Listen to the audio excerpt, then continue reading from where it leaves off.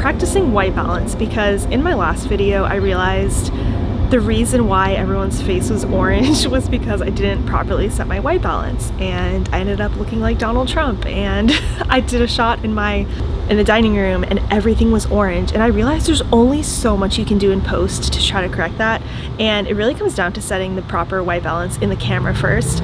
So it's just trial and error, as I mentioned before. I was so focused last time on exposure, so I was experimenting with how to properly light the image and what would look good in terms of ISO settings. I was so fixated on the ISO and the exposure in terms of light coming into the camera that I wasn't focused enough on white balance, which is such an important thing for coloring because that really sets the tone for if the image is too cool, if it's too warm.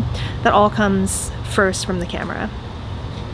In my mind, I was like, oh, I need to figure out color grading and how to properly, later in the editing process, you make the image cooler or warmer, or you add what kind of tones you want. But that's really, that is important too, but first and foremost, you need to have a good white balance set. So in doing more research, I realized, actually my friend Adina told me this, to get a gray card, and I was like, what's a gray card? And then I was doing more research on it. I'm like, oh, that will actually solve my problems basically of why my skin tones were so hard to adjust for. So it really takes the guessing game out of it, and yeah, I'm just excited to learn. So my gray card will be coming shortly. And so for this image, I set it to daylight. So, it's kind of cloudy now, so we'll see what it looks like. And then if it's too warm, if it's too cool. Just continuing to learn. I did a bunch more test shots and just seeing what different light color temperatures look like. Okay, so this is set to a cool white balance. And now this is set to a warm white balance. And this is an incandescent light.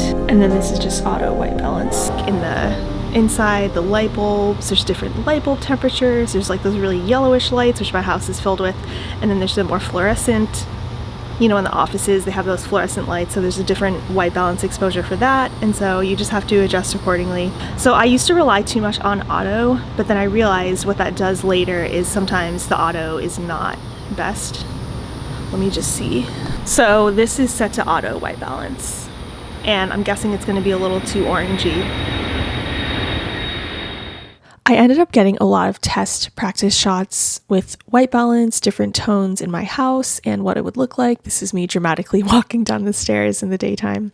And then in the really more yellowy lights, I practiced doing incandescent light setting, which this is before I got my gray card, so I was testing out what the settings in the camera would look like. Because what the gray card does is it allows you to set a custom white balance, but if you don't have a gray card, you're just kind of guessing, and then you can just use the camera settings to see what that gives you. So that's pretty much what I was doing here. And then at nighttime, I went out to the river walk. So in Tampa, there's this river walk where there's a lot of different light conditions and light bulbs. There's blue, there's yellow, there's white. So I was just kind of doing little test shots at night to see what would look best. These yellow lights, I set it to incandescent. I feel like my face is going to be yellow no matter what. Okay, this is currently set to the coolest temperature, which is 2500 Kelvin. Then it's 3500. Yeah, it only gets yellower as it goes up the scale or down.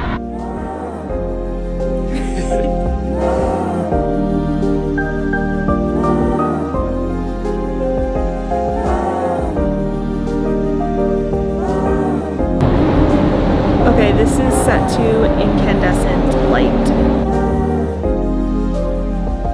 And I know what feels so right. Okay, this light is yellow.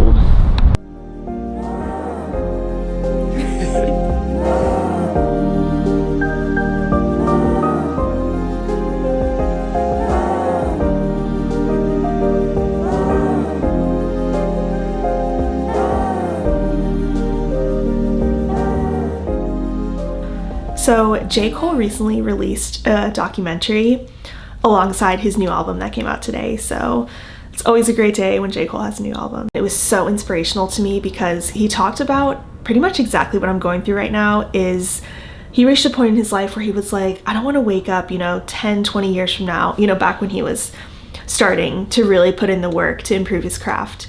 and have those regrets of, wow, I didn't achieve the level of success or be at that new level of where I want to be in my life because I didn't put in the work required. So I've been realizing that for myself is that I don't want to wake up 10 or 20 years from now and be like, wow, I didn't put in the work to improve my craft every day.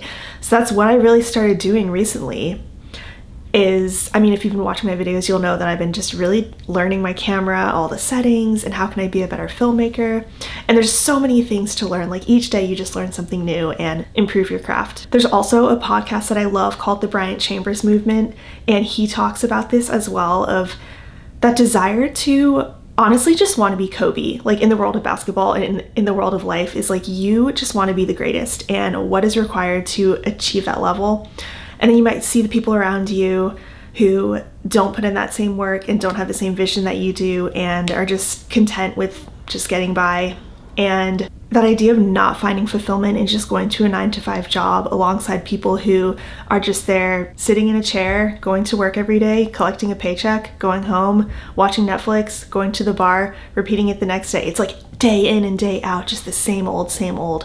And some people who have this greater vision for what's possible for their life, but don't actually put in the work to get there. And I realize I've been doing a lot of self-reflection. I'm like, I don't want to be one of those people who has these great visions, but doesn't put in the work required to get there. Highly recommend everyone watch J. Cole's documentary, listen to Bryant Chambers' Movement podcast. If you are one of these people who has that vision, it's so inspiring to actually start putting in the work to get there. And it's not enough to just watch documentaries and listen to podcasts. Like, you actually have to do the work every day. So yeah, I just want to encourage everyone, whatever vision you have, don't ignore that. If there's a calling in your life that you feel like, wow, I just need to do this, then put in the work every day. Just get better and better and better. And who knows where you'll be like 10, 20 years from now if you do the consistent work required. So that's what I want to encourage everyone to do. Whatever it is in your life, whatever creativity or passion or career path you're thinking of going down, just do it. And just an update to my series, I'm having a creative living series launching soon. I am actually setting up interviews and filming and editing. I want to have a few episodes ready before I actually post the first episode, so stay tuned for that. And be sure to subscribe to my channel if you haven't already and hit the bell icon so you don't miss out on notifications. So once the series will go up, you will receive a notification. And in the meantime, I'll be continuing to just post my videos every Monday and Friday. So thank you so much for watching, and I'll see you in my next video.